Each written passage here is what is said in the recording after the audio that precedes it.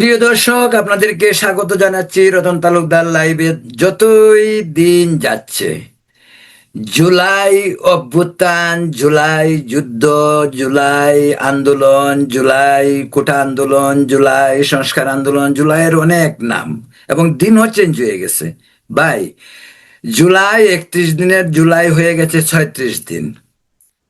কি মহিমা এই জুলাইয়ের, বিশেষ করে এই 24-এর জুলাইয়ের, এ নিয়েই কথা বলতে চাই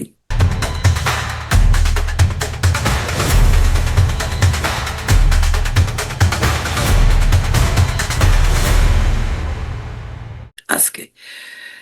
আপনারা নিশ্চয়ই জানেন, 2007 সালে আওয়ামী লীগ, শেখ হাসিনা, খালেদা জিয়া, বিএনপির দুই প্রধান দলের দড়ি টানাটানির ফলশ্রুতিতে কি হয়েছিল?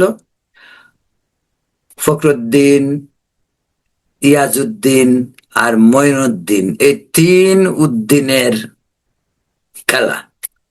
খেলাটার নাম কি ছিল? 1-11।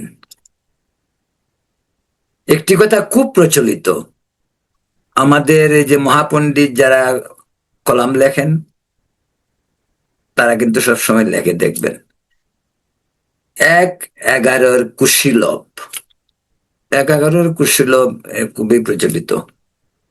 কিন্তু এই কুশীলব চ্যাপ্টার শেষ ধরা যাক, তারপরে তো দীর্ঘ হাসিনা আমল, এরপরে এই জুলাই। তো জুলাইয়ের কুশীলব কিন্তু 1-11-এর কুশীলবের মতো মুষ্টিময় কয়েকজন নয়। জুলাই সেই তথাকথিত দ্বিতীয় স্বাধীনতা, দ্বিতীয় বিপ্লব, যুদ্ধ, কোটা, সংস্কার, এসব নিয়ে কিন্তু কথার কোনো শেষ নেই। এই জুলাই বিপ্লবে আমি যদি জুলাইকে আমি নিজে ব্যক্তিগতভাবে সেটাকে মনে করি, জুলাইয়ে একটি ছাত্র গণ অভ্যুত্থান সংগঠিত হয়েছিল। এই অভ্যুত্থানে 90-এ যেমন ছাত্র গণ অভ্যুত্থানে এরশাদের পতন হয়েছিল, এবারের অভ্যুত্থানে শেখ হাসিনা সরকারের পতন হয়েছিল। কিন্তু এর পিছনের রহস্য, 90-এ 3 জোটের রূপরেখা ছিল না? 90-এর 3 জোটের রূপরেখা কে? এই আওয়ামী লীগ, বিএনপি, জামাত সহ সমস্ত রাজনৈতিক দলগুলি নিয়ে যে জোট, আওয়ামী লীগের জোট, বিএনপির জোট, জামাতের জোট, সবাই মিলে যেটা হয়েছিল সেটা হলো 3 জোটের রূপরেখা। পরবর্তীতে রূপরেখার কি হলো ভবিষ্যৎ, এ নিয়ে দরকার নেই এখন বলার। 3 জোটের রূপরেখার এক কথায়, 3 জোটের যে রূপরেখা, বিএনপি ক্ষমতায় আসার পরে সেটা ঘোড়ার ডিম হলো। 96 আওয়ামী লীগ ক্ষমতায় আসার পরেও সেই 3 জোটের রূপরেখা সেই ঘোড়ার ডিমেই রয়ে গেল। তো এবার 24-এ কি রূপরেখা ছিল? কোন রূপরেখা ছিল না। 24-এর আন্দোলনটা কি ছিল? শুরুটা অরাজনৈতিক, ছাত্রদেরকে দিয়ে, এবং একেবারে টোটালি অরাজনৈতিক, মেধাবী, মানে কি বলে, সংস্কার, কোটা, এই সমস্ত নিয়ে আন্দোলন। কিন্তু 24-এ যে ছিল তা না, এই আন্দোলন কিন্তু 18 থেকেই শুরু। সেই 18 থেকে সেই আন্দোলনটি বিশ্ববিদ্যালয় ভিত্তিক চলতেছিল, এবং সেই আন্দোলনের কারণেই কিন্তু ভিপি নূর যে বিপি হয়েছিল, সেটাও কিন্তু সেই কোটা আন্দোলন, সেই শাহবাগ, এই সমস্ত অনেক, আপনাদের এই ইতিহাস আপনাদের জানা, নতুন করে বলার দরকার নেই। তার এবারও কিন্তু আন্দোলনটা শুরু হয়েছে। আমার বক্তব্য বলে, এবার কুশীলব কে কে, কতজন? এবার কিন্তু অনেক কুশীলব। এবার কুশীলবের সংখ্যা অনেক। আপনি কুশীলব বলে যদি 91, মানে এই 24-এর জুলাই বিপ্লবের ঝুলি বস্তাটা খোলা হয়, এখান থেকে বেরিয়ে আসবে সাপ, ব্যাং, মুরগি, চাল, ডাল, তেল, সবকিছুই এর থেকে বেরিয়ে আসবে। কে আসলে সব বেরিয়ে আসবে। আমেরিকা, ভারত, চীন, ইউনুস, সার্জিস আলম, নাহিদ, ডক্টর শফিকুর রহমান, ওয়াকারুজ্জামান, মানে এবারের যে 24-এর বিপ্লব, সেই বিপ্লবের বিপ্লবোত্তর ধরা যাক একটি বস্তার মাঝে সবকিছু ভরা হলো। এখন আস্তে আস্তে বস্তা থেকে এই যে যাদের কথাগুলি বললাম ওদের বস্তা থেকে আস্তে আস্তে বেরোচ্ছে। এদের মাঝে আবার দুর্গন্ধও আছে। সব মানে কিছু ভালো মাল, কিছু পচা মাল, সব যদি এক জায়গায় একসঙ্গে বস্তায় ইয়ে করা যায় তো পচা মাল থেকে দুর্গন্ধ হবে। তো এই যে বিপ্লবের পরে এই যে এখন কিন্তু দুর্গন্ধ ছড়াচ্ছে, দুর্গন্ধ বেরোচ্ছে। Million million dollar, millions of dollar. আর আমাদের দেশি বাংলায় বললে হাজার হাজার লক্ষ লক্ষ কোটি টাকা। এই গত সপ্তাহে সুইজারল্যান্ডে ডক্টর ইউনুসের 1.5 বছরে সুইস ব্যাংকে মজুদ রাখা টাকার যে অঙ্ক, তা ডক্টর ইউনুসের আমলের অন্ধকারচ্ছন্ন একটি অধ্যায়, একটি পার্ট মাত্র। ইউনুস দান্দাবাজি বহুত করেছে, এটা তো শুধু একটা পার্ট। তারপর নিজের গুলি, ট্যাক্স মকুব থেকে শুরু করে বিশ্ববিদ্যালয়, গ্রামীণ ব্যাংক, কি করে নাই সে। প্রতিশোধ একটা সীমা থাকা উচিত। তিনি তো প্রতিশোধ নিতে আসছিলেন। যেদিন হাসিনা তার উপর বাঁকা চোখে চাইতে চাইতে তার প্রতি বিভিন্ন ধরনের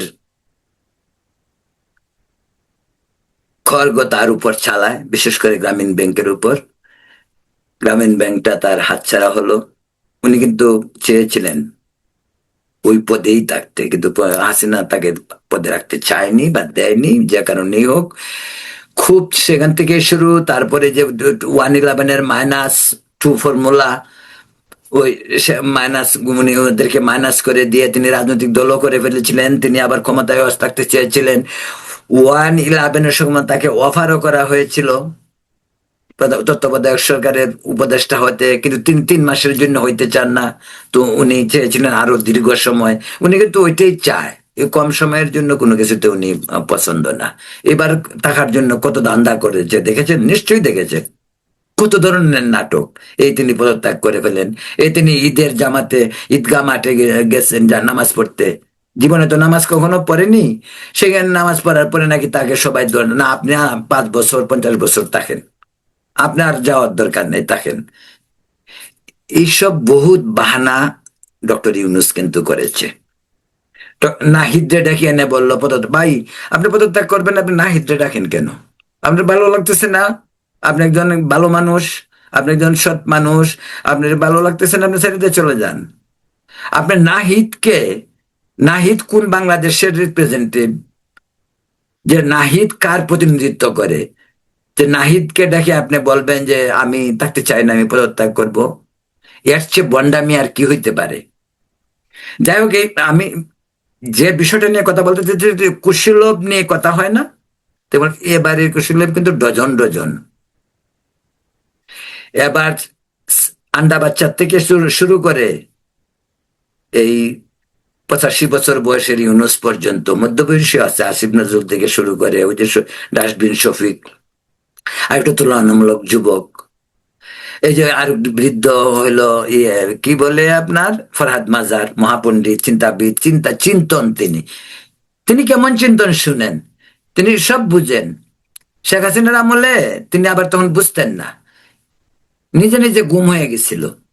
খুলনা গিয়া ধরা পড়ছে বাস স্টেশনে, জানেন তো ইতিহাসটা। উনি তখন উনি কিছু বুঝেন না, আবার আবার এখন সব বুঝেন। লিখতে হয় কি ফরহাদ মাজার, চিন্তন। আরেকটা আরেকটা আরেক আরেক আরেকটা আরেকজন হচ্ছে কি জানি সলিমুল্লাহ।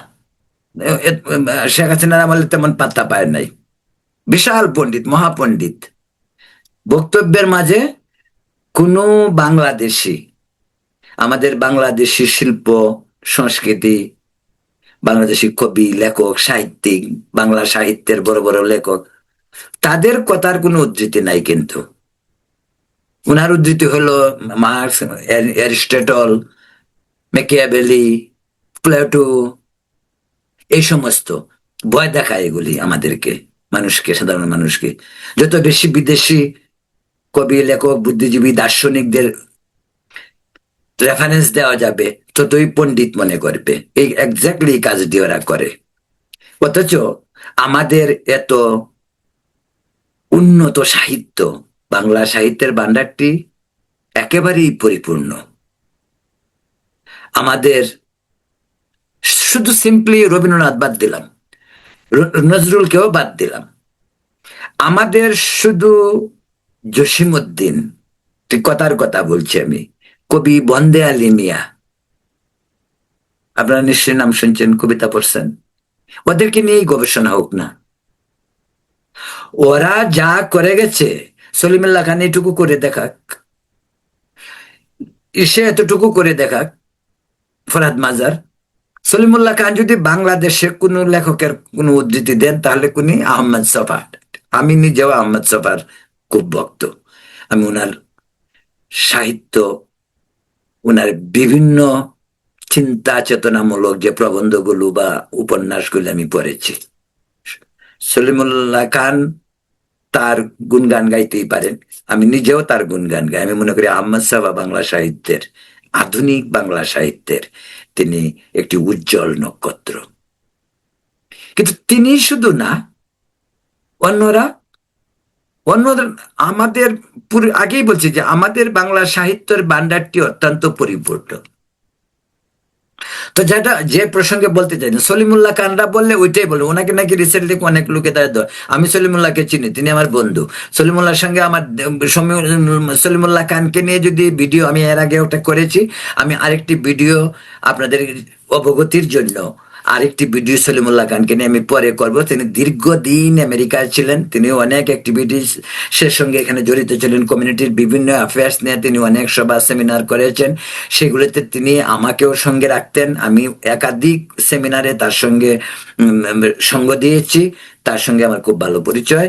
পরবর্তীতে সলিমুল্লাহ খানকে নিয়ে আমি ফরহাদ মাজারকেও চিনি, তিনিও নিউ ইয়র্কে ছিলেন, তারও অনেক বিতর্কিত ইতিহাস রয়েছে। যাক, সেটা না। কিন্তু আমি আমি আমি যে যেটা বলছিলাম, যে সেটা হলো যে এখানে এই যে কুশীলবের কথা বলতে গেছি, এই আন্দোলনে, জুলাই আন্দোলনে, জুলাই আন্দোলনের কুশীলব কারা কারা ছিল? বিভিন্ন সার্কেল থেকে, আমেরিকা ছিল, ভারত ছিল, ভারত থাকবে না কেন? বাংলাদেশের যে কোনো রাজনৈতিক জটিলতা, বাংলাদেশের যে কোনো অচলায়তন, বাংলাদেশের সামাজিক, রাজনৈতিক, অর্থনৈতিক, ধর্মীয় বিভিন্ন বিষয়ের সঙ্গেই ভারত যেমন আমাদেরকে তিন দিক দিয়ে ঘিরে রেখেছে, তেমনি আমাদের সমস্ত ইস্যুর সাথেও ভারতের রয়েছে একটি গভীর ও নিবিড় সম্পর্ক। সেটাই বাস্তবতা। এই বাস্তবতা যদি যারা মানবে না, ঢাকা না দিল্লি কোনো অসুবিধা নেই, চলতেই পারে। বলছিলাম, তো এই যে 24-এর আন্দোলন, গতবার ডক্টর ইউনূস যখন ক্ষমতায় ছিলেন, আর প্রথম বছর ছিল গতবার জুলাই আন্দোলনের, গতবার কিন্তু এত হই হুল্লোড় ছিল না যতটুকু এইবার। তারেক রহমান মানে বিএনপি ক্ষমতায় আসছে, এবার বিএনপি এখন কথা বলা যাবে, কারণ তারা বহু চেষ্টা করছিল ক্ষমতায় আসবে, তারা আসতে পারেনি। তারা আসলে তো সব ছিঁড়ে ফেলতো, ওই একেবারে গণভোট থেকে শুরু করে সংবিধানটা ছিঁড়ে ফেলে দিত। জুলাই সনদ, কিসের সনদ, কি সনদ? এর আগেই বলছি যে 90-এর আন্দোলনে 3 জোটের রূপরেখাও তো ছিল, কিছু হয়েছিল। এবার জুলাই সনদ, জুলাই কিসের জুলাই সনদ? জুলাই সনদ কিসের? জুলাইয়ের আন্দোলন ছিল বৈষম্য বিরোধী আন্দোলন, বৈষম্য দূর করতে হবে। সংবিধান পরিবর্তন হইতেই পারে, সংবিধানটা তো পবিত্র কোরআন বা পবিত্র গীতা, বাইবেল, ত্রিপিটক নয়। সংবিধান পরিবর্তন হইতে পারে, সংবিধান পরিবর্তন সংযোজন সবসময় হইতে পারে। আমরা যাদেরকে জাতীয় সংসদের সদস্য হিসাবে পার্লামেন্টে পাঠাই, তাদের সংখ্যাগরিষ্ঠের ভোটে সংবিধান পরিবর্তন হইতে পারে, সংযোজন হইতে পারে। আমাদের যারা জাতীয় সংসদ তাদেরকে কি বলে, ল মেকার ইংরেজিতে, যাদেরকে বলা হয় যে আইন প্রণয়ন করবে তারা। যদিও আমাদের জাতীয় সংসদের যে ছবি আমরা দেখি না, আইন প্রণেতা করার মতো যোগ্যতা লোকের সংখ্যা 10-12 জনের বেশি নাই 300 জনের মধ্যে। কিছু সংখ্যক দেখতে ছাগলের মতন মনে হয়। আর যেগুলি আছে এগুলি হলো টাকা দিয়ে ভোট কেনা সংসদ, অশিক্ষিত, অর্ধশিক্ষিত, মূর্খ, কিছু জঙ্গি, সবই আছে বাংলাদেশের ভিতরে। না হয় ভাবতে পারেন একটি পার্লামেন্টে ইংরেজি বলার ভঙ্গি, ভাবতে পারেন যে তারা কথায় কথায় ধর্ম নিয়ে কথা। আরে বাবা, এই দেশে তো অন্য ধর্মের লোকেরাও বসবাস করে। আর সরকার তো ইসলামিক সরকার নয়। কথায় কথায় শরীয়তের কথা বলবেন। এটা তো পার্লামেন্ট, পার্লামেন্টের একটা নিজস্ব ভাষা আছে। পার্লামেন্টে যেভাবে খুশি সেভাবে কথা বলা যায় না। পার্লামেন্টে দাঁড়িয়ে কাউকে ডিরেক্ট চুর বলা যায় না, অন্য কথা অন্যভাবে বোঝানো যায়। কিন্তু আমাদের পার্লামেন্টে হচ্ছে, কারণ এই গরু ছাগল হলো পার্লামেন্টের মেম্বার এখন অধিকাংশই। আর আরেক দিকে তো বলতে গেলে কারা, বেশভূষা দেখলেই তো বুঝতে পারেন যে তারা কারা। এই হলো বাংলাদেশের ল মেকার, যারা ল বানাবে পার্লামেন্টে, তাদের অবস্থা। আর আমাদের প্রধানমন্ত্রী আর একটা ভালো ইসে, আমি প্রধানমন্ত্রীর এই বিষয়টাকে কিন্তু যে যেভাবেই বলুক, অনেকেই সমালোচনা করে, অনেকভাবে ব্যঙ্গও করে, আমি কিন্তু প্রধানমন্ত্রীর যে চুপচাপ থাকা জিনিসটা আমি খুব পছন্দ করি। এই কারণেই পছন্দ করি, 17 বছর দেশের বাইরে থেকে একটি মানুষের ব্যবহারিক যে পরিবর্তন, সেটা হওয়া স্বাভাবিক, এটা হতেই হবে। আর উন্নত বিশ্বে পাশ্চাত্যে বসবাস করে এসে একজন মানুষের চারিত্রিক বৈশিষ্ট্যের পরিবর্তন আসবে। বাটপারও আবার হবে, যে টাকলু ফুয়াদ বা ব্যারিস্টার শাহরিয়ার কবির লন্ডনে ছিল, অনেক দান্দাবাজি বাটপারি ওখানে করেছে, দেশেও করতেছে, বাটপারিও করে। আবার মায়ালুয়া হোটেলে গিয়ে ধরাও খায়, এই যে টাকলু ফুয়াদ ধরা খায় নেই। আবার কোন লজ্জায় ওরা আবার কথা বলে, আবার জাতীয় টেলিভিশন গুলি ওদেরকে নেয়। এই যে ইউটিউবে, ওদের টেলিভিশন তো আজকাল কেউ দেখে না, ওই যে ইউটিউবে যদি দিলে মারামারি করলে পরে কিছু ভিউয়ার যদি হয় সেটার জন্য। যাই হোক, জুলাই যুদ্ধ, যুদ্ধ বলা হয়, জুলাই কোথায় যুদ্ধ হয়েছিল, যুদ্ধ কার সাথে হয়েছিল? জুলাই মাসে আমাদের বাংলাদেশে একবার যুদ্ধ হয়েছে, আমরা মুক্তিযুদ্ধ করেছি। যুদ্ধ করে দেশ স্বাধীন করে পৃথিবীর মানচিত্রে বাংলাদেশ একটি স্বাধীন সার্বভৌম রাষ্ট্র হিসাবে প্রকাশ পায়। ভারত আমাদের সাহায্য করেছিল 71-এর 9 মাসের যুদ্ধ। এরপরে আর যুদ্ধটা কোথায় হলো আমাদের সঙ্গে? আমাদের সঙ্গে কে যুদ্ধ করতে আসছিল? আমাদের সঙ্গে কি মিয়ানমার আসছিল যুদ্ধ করতে? আমাদের চতুর্দিকে ভারত, ভারত আসছিল। আমাদের সমুদ্র দিকে কেউ অন্য কেউ আসছিল আফ্রিকার থেকে বা মধ্যপ্রাচ্য থেকে আমাদের সঙ্গে যুদ্ধ করতে? না। তারা এটাকে যুদ্ধ বলছে কি কারণে? কার সঙ্গে কার যুদ্ধ? কোথায় যুদ্ধটা হলো? একটি সরকারের অনিয়ম, একটি সরকারের স্বেচ্ছাচারিতা, একটি সরকারের মানুষের মুখ গলা চেপে ধরা, নির্বাচনী সিস্টেমকে ধ্বংস করা, তার হয়তো পতন অনিবার্য ছিল। সাধারণ আমলে এরশাদের পতন হয় নাই 90-এর গণ আন্দোলনে। সেই সেম একটি আন্দোলন হলো আমাদের দেশে 24-এ, ছাত্র গণ আন্দোলন। তারপর এটার কি অবস্থা, মানে লেজে গোবরে।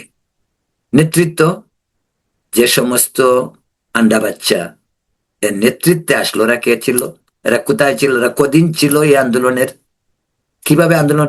এই জন্য বললাম যে 24-এর জুলাইয়ের যে আন্দোলনের কুশীলব অনেক, ওই যে অতি সন্ন্যাসীতে গাজন নষ্ট বলে না, সন্ন্যাসী বেশি হয়ে গিয়েছিল দেখে আজ পর্যন্ত দেশটি আনস্টেবল সিচুয়েশন। ডক্টর ইউনূসের দান্দা করছে, আসিফ নজরুলের দান্দা করছে, ওয়াকারুজ্জামানের দান্দা করছে। মানে সেনাবাহিনী এমন ভাবে রয়েছে যে দড়ি মাছ না চুই পানি আছে, ঠিক আছে ফাইন, যা খুশি তা করুক। সেনাবাহিনী হয়তো চায়নি একেবারে গভীর ভাবে জড়াতে। সেনাবাহিনীর উপরেও এম্বার্গো তো থাকেই, আমেরিকার ছিল, জাতিসংঘের, হয়তো সেনাবাহিনী হয়তো ভেবেছে যে শান্তি বাহিনীতে আমাদের অনেক লোক আছে, তাহলে ওদেরকে আবার ফিরে দিবে, এই সমস্ত। সেনাবাহিনী যে না আসে না হয়, এই হাসনাত আব্দুল্লাহ আর ব্যারিস্টার ফুয়াদের মতো লোক বা আসিফ মাহমুদ সজীব ভুইয়ার মতো লোক সেনাবাহিনীকে দমকায়, আর এই সেনাবাহিনী নীরব দর্শকের ভূমিকা পালন করে, হইতে পারে?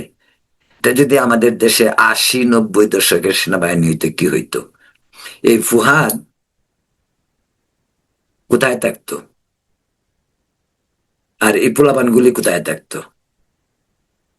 যাক, সেটা নিয়ে এর আগেও অনেকবার কথা বলেছি যে সেনাবাহিনী, কিন্তু আমি বলছি যে যুদ্ধ যুদ্ধ বলা হচ্ছে কি কারণে? সরকারের এত ব্যর্থতা। 1400 মার আগে গেছে, শহীদ বলা হয়েছে, ঠিক আছে ফাইন, শহীদ। কে কাকে মারলো সেটাই তো আজ পর্যন্ত শিওর না। পুলিশকে কে মারলো শিওর না। 723 বুলেট স্নাইপার কোত্থেকে এলো, এবং এই কারা কাছে ছিল? ছাদের উপর থেকে মানুষ, শিশু, ইচ্ছাকৃত ভাবে অনেক জায়গাতে অনেক মানুষকে মারা হয়েছে, যেগুলি আন্দোলনের গুরুত্ব বাড়ানোর জন্য, আন্দোলনকে আরো গতিময় করার জন্য, আন্দোলনকে আরো জ্বালামুখী করার জন্য, আন্দোলনকে আরো আন্তর্জাতিক অ্যাটেনশনের দিকে নিয়ে যাওয়ার জন্য অনেক ধরনের কাজ করা হয়েছে, এটুকু অস্বীকার করার উপায় নেই। হাসনাত, সার্জিস বা এদেরকে যখন ধরে নিয়ে যাওয়া হলো, তারা কি আন্দোলন থেকে তো সরেও পড়তে চেয়েছিল? বিশেষ করে সার্জিস আলম আর আসিফ মাহমুদ সজীব ভুইয়া, হাসনাত আব্দুল্লাহ ছাত্রলীগ করতো, করুক, ঠিক আছে, গুপ্ত বাহিনী, যে বাহিনী আপনারা বলুন, ওটি জামাতে ছিল, মাদ্রাসা থেকে আসছে, পড়াশোনা করছে, হত দরিদ্র ছিল, হত দরিদ্র গরিবের সন্তান ছিল। এটাই ছিল সবচেয়ে বড় সমস্যা এই জুলাই বিপ্লবের পরে। এই সমস্ত পোলাপানগুলি ছিল একেবারে হতদরিদ্র গরিব, যে কারণে যে কোম্পানির মাছ যখন বেশি বেশি পানিতে পড়ে কি হয়, উল্টা সিধা এদিক সেদিক দৌড়াদৌড়ি করে জানতে, এদের অবস্থাটা এরকম হয়েছে। এরা একটি শার্ট বা একটি গেঞ্জি গায়ে দিলে ওইটা ধুয়ে আরেকটি গেঞ্জি পরবে, সেটা ছিল না হাতের, পকেটে 5 টাকাও ছিল না। ওরা পেয়ে গেছে, কি পায়নি তারা? কোটি কোটি টাকা। ভাবা যায়? হাসনাত আব্দুল্লাহ, সার্জিস আলম, তারা ডিসি কে বদলি করে, ওসি বদলি করে, এসপি বদলি করে, প্রশাসনিক দপ্তরে বিভিন্ন জায়গায় বদলি করে। এই যে আওয়ামী লীগের নেতাগুলি পাঠাইছে কে ইন্ডিয়াতে? এগুলি সবগুলি ইয়েতে ছিল, আর্মি ক্যান্টনমেন্টে ছিল, ওইগুলির সবগুলি ইন্ডিয়া থেকে পাঠাইছে, সবগুলির ইন্ডিয়াতে পাঠাইছে ওরা যুগ সাজরে। তারা তো বলেই মাঝে মাঝে এই সমস্ত কথা বেরোচ্ছে। এই জন্য বললাম যে এখন যে বস্তা খুলে দেওয়া হয়েছে, বস্তার বিরোধ থেকে সব বেরোচ্ছে, আর এই দুর্গন্ধগুলিও বেরোচ্ছে, সমস্ত কিছুই বেরোচ্ছে। ইউনুস তামসা দেখতেছে। ইউনুস যদি গাদ্দারি বাংলাদেশের জাতির সঙ্গে, বাংলাদেশের সঙ্গে যেমন করছে, পরবর্তীতে দেশে এসে ইউনুস যদি কারোর সঙ্গে গাদ্দারি করে থাকে, সেটা এনসিপি বানিয়ে দিয়ে এনসিপির পোলাপানের সাথে গাদ্দারি করছে, এনসিপি করে দিয়ে শেষে তারেক রহমানের সাথে লন্ডনে দেখা করতে যায়। এটা গাদ্দারি না? জামাত কে সঙ্গে নিয়ে কাজ করতেছিল? আচ্ছা, কে জানে না বলুন তো যে জামাত একটা ছায়ার সরকার, জামাত কাজ করতেছিল? সেই কাজের জন্য হয়তো মানুষ রাস্তায় নামে নাই।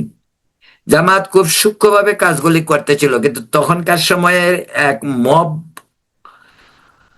লিঞ্চিং, এই আইন শৃঙ্খলা পরিস্থিতির গুরুতর অবনতির প্রসঙ্গ বাদ দিলে, প্রশাসন, জামাতের নির্দেশনায় যেভাবে প্রশাসন চলছিল, সেই প্রশাসন কিন্তু এতটুকু খারাপ ছিল না যতটুকু খারাপ প্রশাসনকে চুরি ডাকাতি করেছে, সেটা হলো খুদ ডক্টর ইউনুস, আসিফ নজরুল, এই যে ডাস্টবিন শফিক সহ ইউনুসের আশপাশে তার আমেরিকার থেকে নেয়া, বিভিন্ন জায়গা থেকে নেয়া হায়ার করা লোকগুলি আর এই পোলাপানগুলি।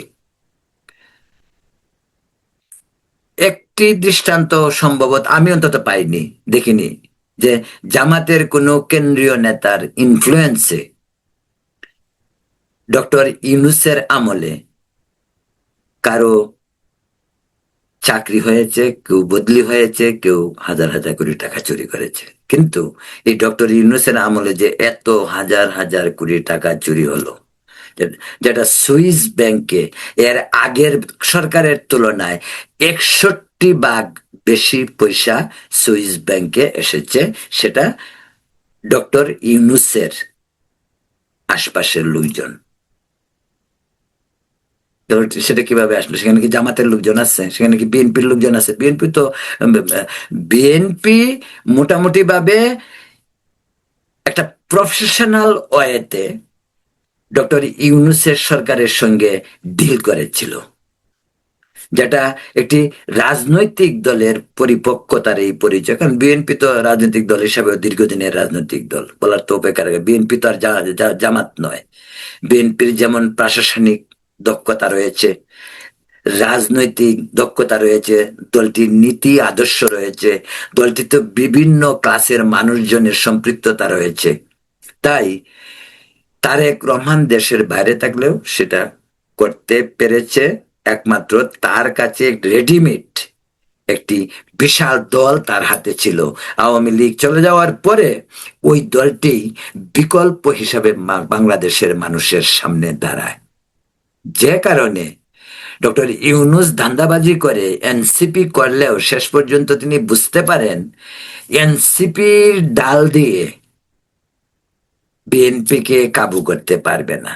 তিনি বুঝে ফেলেছেন জামাতকে দিয়ে কাবু করা যাবে না। আর আমেরিকান তো প্রেশার আছেই, ছিলই। আমেরিকা হয়তো আরো অন্য কোনো লোক দেখানো হয়েছে, ওকে রাষ্ট্রপতি করা হবে, জাতিসংঘের সেক্রেটারি করা হবে, হইতে পারে। আমরা এই চুক্তিগুলি করে বলে এগুলি করো, বিএনপি আসুক ক্ষমতায়, নো প্রবলেম। এই তো ঘটনা। তো এখন এই যুদ্ধের কাহিনী এগুলো আমাদেরকে বললে লাভ নেই, দেশের মানুষকে বলে লাভ নেই। মানুষ দেখেছে ছাত্রদের সঙ্গে যে আরো ছাত্ররা ছিল বাম রাজনীতি, তারা কোথায় গেল? ছাত্র দলের ভূমিকা ছিল না এই আন্দোলনে? এই আন্দোলনে কি ছাত্র দল ছিল না? ছাত্র ইউনিয়ন ছিল না? অন্যান্য ছাত্র সংগঠন ছিল না? তারা কোথায়? মুগ্ধকে কে মারলো? যে ছেলেটা ঢাকা শহরে আন্দোলনের সময় পানি বিতরণ করেছে সকলকে, তাকে কে মারছে? আর এখন দেখেন কত কাহিনী বেরোচ্ছে। মারা যায়নি সেও, জুলাই নাকি যুদ্ধা, ওটা ওই যে 71-এর মুক্তিযোদ্ধার মতন জুলাই যুদ্ধা। ভাই, এরশাদ পতন করতে গিয়ে বাংলাদেশে মানুষ মরেনি? ডাক্তার মিলন মরেনি? নুর হোসেন মরেনি? এরকম আরো অনেক মরেছে। আমি তো দুজনের নাম বললাম, যে দুজনের নামই সকলে জানে। তো তারা তারা কি এরশাদের আমলের কি কি হয়েছিল সেই আন্দোলনটাকে কি বলবেন? এটা তো হলো জুলাই যুদ্ধা, সেটাকে কি বলেন? 90-এর যুদ্ধা বলেন তাহলে? তখন অনেক লোক মারা গেছে, অনেক মায়ের পেট মানে খালি হয়েছে। মায়ের কুলের সন্তান এরশাদের আমলে একাধিক পরিবারের দুর্যোগ নেমে এসেছিল। তাহলে এখন একেবারে জুলাই বিশাল কিছু হয়ে গেছে। আসল বক্তব্য হলো পুরো ব্যাপারটাই এই জন্যই বললাম যে 11 যে আন্দোলনের মানে যে সরকার গঠন হয় আন্দোলনের পর, সেটার যে ষড়যন্ত্র কৌশল ঠিক এইরকম ভাবেই এবারও তাই হয়েছে। আবার দেখুন উল্টাটা, 90-এর আন্দোলনের পরে ছাত্ররা কিন্তু তাদের স্ব জায়গায় স্কুলের শিক্ষাঙ্গনে ফিরে গেছে। তাদের দল আওয়ামী লীগ, বিএনপি, জামাত, সেখানে তারা ফিরে গেছে। 90-এর আন্দোলনে সমস্ত ছাত্র সংগঠনের পার্টিসিপেশন ছিল, ছাত্রলীগ, ছাত্রদল, শিবির, ছাত্র ইউনিয়ন, সব। এক কথায় এরশাদের ছাত্র সমাজের যে একটা দল ছিল সেটা ছাড়া সবই ছিল।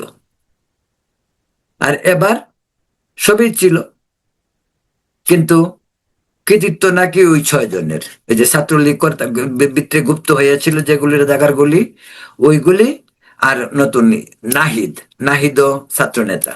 একটি লাইন শুদ্ধ করে ইংরেজি বলতে পারে না। ঢাকা বিশ্ববিদ্যালয় থেকে নাকি আমি পাশ করছে, পার্লামেন্টে দাঁড়িয়ে কথা বলে। আচ্ছা, ঢাকা শহরের মানুষ কি মাথা দুষ? ঢাকা শহরের মানুষ কি বেহুদা যে নাহিদের মতন ব্যক্তিকে ভোট দিবে? ও পাশ করছিল ইলেকশনে। যাই হোক প্রিয় দর্শক, যত কিছুই বলা হোক, জুলাইয়ের যে আসল বিষয় বেরুচ্ছে, এবং আওয়ামী লীগকে বের করতে হবে না, অন্যদের বের করতে, ওরাই বের করবে, ওরাই তো বের করতেছে।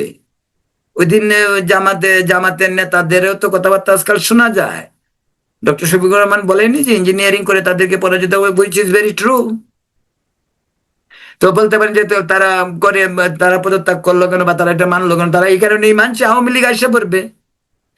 আওয়ামী লীগের ভয়ে তো আবার সবাই তটস্থ। কালকে বলুক আওয়ামী লীগ আসবে, বিএনপি জামাত টামাত সহ সব এক হয়ে গেছে, আবার দেখবেন। এটাই নিয়ম। ধরা যাক আমি যদি আওয়ামী লীগ অ্যান্টি আওয়ামী লীগ হই, তা আওয়ামী লীগের আগমন আমার জন্য ক্ষতির কারণ হইতে পারে। তাই আওয়ামী লীগ যে আসুক, যে চায় না, তারা তো ইউনাইটেড হবেই, সেটাই স্বাভাবিক। যতই দলকে নিষিদ্ধ করা হোক, তো শেখ হাসিনা নাকি বলছে, ইসে কি বললো, রয়টার, আমি সেই কথা বিশ্বাস করি না। এই কারণে করি না, এটাও এক ধরনের বাড়াবাড়ি। গত 2 বছরে শেখ হাসিনা বহুবার চুপ করে ঢুকে পড়বো, আশা পড়তেছি, এই হচ্ছে সেই হচ্ছে, ওটাই যে রাখাল বালকের গল্পের মতন হয়। বাঘ আসছে, বাঘ আসছে, বাঘ আসছে, আসলে যেদিন বাঘ আসছে তখন তো কেউ আসেনি। তো এই শেখ হাসিনার বাঘ আসার আশাটা আমার কাছে বাঘ আসার গল্প মনে হয়। আওয়ামী লীগকে আমার কাছে অনেকাংশেই কাগজে বাঘ মনে হয় এখন। কারণ যে আওয়ামী লীগ, যাদের লজ্জা শরম বলতে কিছু নাই, শেখ হাসিনা চলে গেলেন, সমস্ত আওয়ামী লীগাররা চলে গেল। যে আওয়ামী লীগ এত দম্ভ, এত অহংকার, তাদের নেত্রী চলে যায়, তারা ফিরাইতে পারে নাই। সে এক্স্যাক্টলি 75 সালে বঙ্গবন্ধুকে হত্যা করার দিন যেমন হয়েছিল, এবারও তা হয়েছে। এইগুলি এখন বিদেশ থেকে হুঙ্কার দেয়। আমি আমি ওদেরকে চিনি। এই কলকাতায় বসে বসে এগুলি ধান্দাবাজি করে। ওর টাকা, প্রচুর টাকা আছে ওদের, টাকা নিয়ে আসছে। আওয়ামী লীগকে আওয়ামী লীগেই দাঁড়াবে, ওদেরকে দিয়ে আওয়ামী লীগ হবে না। আওয়ামী লীগ মুক্তিযুদ্ধের পক্ষের দল, আওয়ামী লীগ শক্তি, আওয়ামী লীগ চেতনা। চেতনা বলতে শুধু মুক্তিযুদ্ধের চেতনা বলছি না। আওয়ামী লীগের জন্মটি তো প্রায় 100 বছরের কাছাকাছি, এখন হয়তো আর 20 বছর বাকি আছে। তো সেই আওয়ামী লীগ তো সেই 47 থেকে আওয়ামী লীগ, মৌলানা ভাসানীর আওয়ামী লীগ, সোহরাওয়ার্দীর আওয়ামী লীগ, বঙ্গবন্ধুর আওয়ামী লীগ, মানে এরা তো সবাই আওয়ামী লীগ ছিল এক সময়। তো এই আওয়ামী লীগ যারা এখন বলতেছে যে আওয়ামী লীগ মুসলিম লীগ হবে, তা হবে না। আওয়ামী লীগ আওয়ামী লীগের মতোই ফিরে আসবে, কিন্তু এই ওবায়দুল কাদের টাইপ ধান্দাবাজ আওয়ামী লীগ যারা, ওরা আওয়ামী লীগকে দাঁড় করাতে পারবে না। ওদেরকে অন্য রাস্তা দেখতে হবে, আর না হয় ওদের জামাতের সঙ্গে যোগ দিতে হবে। জামাতের সঙ্গে অধিকাংশ আওয়ামী লীগ, এখন যে আওয়ামী লীগ, এই আওয়ামী লীগের অধিকাংশই, তাদের সঙ্গে জামাতের খুব একটা বেশি ডিফারেন্স নেই আসলে। যদি ডিফারেন্স হইতো, থাকতো, তাহলে এই আওয়ামী লীগের পতনের পর অন্তত কিছু আওয়ামী লীগের রাস্তায় মধ্যে হয়তো আরো 2-3 হাজার লোক মারা যাইতো। প্রবলেমটা কি? আমি আমার অস্তিত্বকে রক্ষা করার জন্য তো আমি মরতে রাজি আছি। শেখ হাসিনা এখন বলছেন যে তিনি আসবেন, তিনি জেলে যাবেন, সবকিছু করবেন। সেই কথাটা আগে মনে হইলো না কেন যে আমি যাবই না? এটাও তো হইতে পারতো। হাইপোথেটিক্যাল আমি বলছি। সেটা হয়তো পরিবেশ পরিস্থিতি তখন ছিল না, আন্তর্জাতিক চাপ হচ্ছিল, ওনাকে চলে যেতে হয়েছে। কিন্তু উনার, উনি ছাড়া, শেখ রেহানা ছাড়া আর কাকে চলে যাইতে হয়েছিল? ওরা কি করছিল বাকিগুলি? চারিদিকে তখন তো দেশটা 17 বছর তারা চালাইলো, চারিদিকেই তারা লুটপাট থেকে শুরু করে পাওয়ার, ক্ষমতা, দ্বন্দ্ব, অহংকার, গরিমা, গৌরব, সবই তো তারা দাবিদার। তো তারা পালালো কেন? এই জন্যই যে পালালো এই কারণেই যে অসৎ রাজনীতি যখন দলকে নেতাকে গ্রাস করে তখন রাজনীতি দেউলিয়া হয়। আওয়ামী লীগের রাজনীতি শেষ দিকে দেউলিয়াতে পরিণত হয়, দেশটিকেও দেউলিয়া বানানো হয়। যে কারণেই শেখ হাসিনার পতনটিও 24-এর এমনই একটি টুনকো আন্দোলনে তাসের ঘরের মতো ব্যঙ্গে চুরমার হয়ে যায়।